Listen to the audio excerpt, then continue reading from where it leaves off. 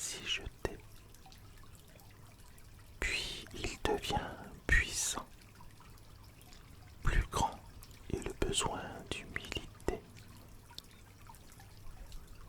L'humilité, c'est avoir confiance dans le Tao et ainsi ne jamais avoir besoin de se défendre.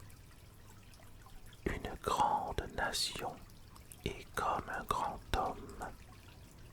Quand il fait une erreur, il s'en rend compte. S'en étant rendu compte, il admet. L'ayant admis, il la corrige. Il considère ceux qui lui montrent ses fautes comme ses guides les plus bienveillants. Il considère son ennemi comme l'ombre que lui-même projette. Si une nation est centrée dans le Tao, si elle nourrit ses citoyens et ne se mêle pas des affaires des autres, elle sera une lumière pour toutes les nations du monde. Chapitre 62. Le Tao est le centre de l'univers, le trésor de l'homme bon, le refuge de l'homme mauvais. Les honneurs peuvent s'acheter avec des mots habiles, le respect peut se gagner avec de bonnes actions, mais le Tao est au-delà de toute valeur et personne ne peut l'acquérir. Ainsi, quand on choisit un nouveau dirigeant, n'offre pas de l'aider avec tes richesses ou ton expertise. Offre plutôt de l'instruire au sujet du Tao. Pourquoi les anciens maîtres estimaient-ils le Tao? Parce qu'en étant un avec le Tao, lorsque tu cherches, tu trouves, et lorsque tu fais une erreur, tu es pardonné. C'est pourquoi il est aimé de tous. Chapitre 63. Agis sans faire, travaille sans effort. Considère les petites choses comme si elles étaient grandes, et les choses peu nombreuses comme abondantes. Affronte le difficile tant qu'il est encore facile. Accomplis la grande œuvre par une série de petites actions. Le maître ne court jamais après le grand. Ainsi atteint-il la grandeur. Quand il rencontre une difficulté, il s'arrête et il s'y consacre. Il ne s'accroche pas à son propre confort. Ainsi, les problèmes ne sont pas un problème pour lui. Chapitre 64. Ce qui a pris racine est facile à nourrir. Ce qui est récent est facile à corriger. Ce qui est fragile est facile à briser. Ce qui est petit est facile à disperser. Préviens le malheur avant qu'il ne survienne. Mets les choses en ordre avant qu'elles n'existent. Le pain géant grandit à partir d'une petite pousse. Le voyage de 1000 lieues commence avec le premier pas. En te précipitant dans l'action, tu échoues. En essayant de saisir les choses, tu les perds. En forçant un projet à s'achever, tu gâtes ce qui était presque mûr. Ainsi le maître agit en laissant les choses suivre leur cours. il demeure aussi calme à la fin qu'au début. Il n'a rien et n'a donc rien à perdre. Ce qu'il désire et le non-désir. Ce qu'il apprend, c'est à désapprendre. Il rappelle simplement aux gens qui ils ont toujours été. Il ne se soucie de rien excepté du Tao. Ainsi peut-il prendre soin de toutes choses. Chapitre 65.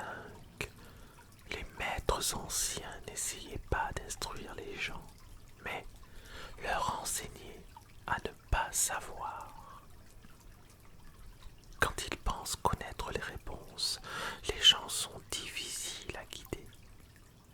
Quand ils savent qu'ils ne savent pas, les gens peuvent trouver leur propre voie. Si tu veux apprendre à gouverner, évite d'être riche ou astucieux.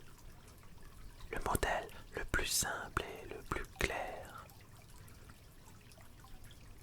Satisfait d'une vie ordinaire, à tous tu peux montrer la voie pour retourner à leur vraie nature. Chapitre 66. Tous les fleuves se jettent dans la mer parce qu'elle est plus basse qu'ils ne sont. L'humilité lui confère sa puissance.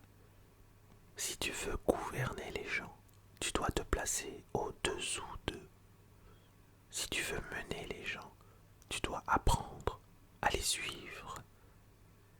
Le maître est au-dessus des gens et personne ne se sent opprimé. Il guide les gens et personne ne se sent manipulé. Le monde entier lui est reconnaissant parce qu'il n'est en rivalité avec personne. Personne ne peut rivaliser avec lui. Chapitre 67. Certains disent que mon enseignement est absurde. D'autres le disent sublime, mais impraticable. Mais pour ceux qui ont regardé en eux-mêmes, cette absurdité fait parfaitement sens. Et pour ceux qui le mettent en pratique, cette absurdité a des racines profondes. Je n'ai que 3 choses à enseigner: la simplicité, la patience, la compassion. Toutes 3 sont des plus grands trésors, simples en action et en pensée. Tu retournes à la source de l'être, patient avec tes ennemis comme avec tes amis. Tu te mets en accord avec la réalité. Compatissant envers toi-même, tu réconcilies tous les êtres du monde. Chapitre 68. Le meilleur athlète veut son adversaire au meilleur de sa forme. Le meilleur général pénètre l'esprit de son ennemi. Le meilleur homme d'affaires sert le bien commun.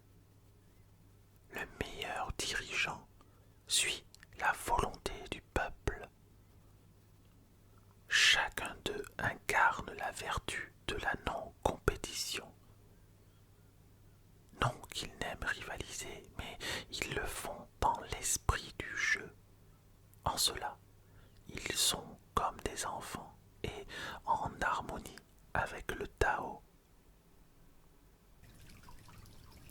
Chapitre 69.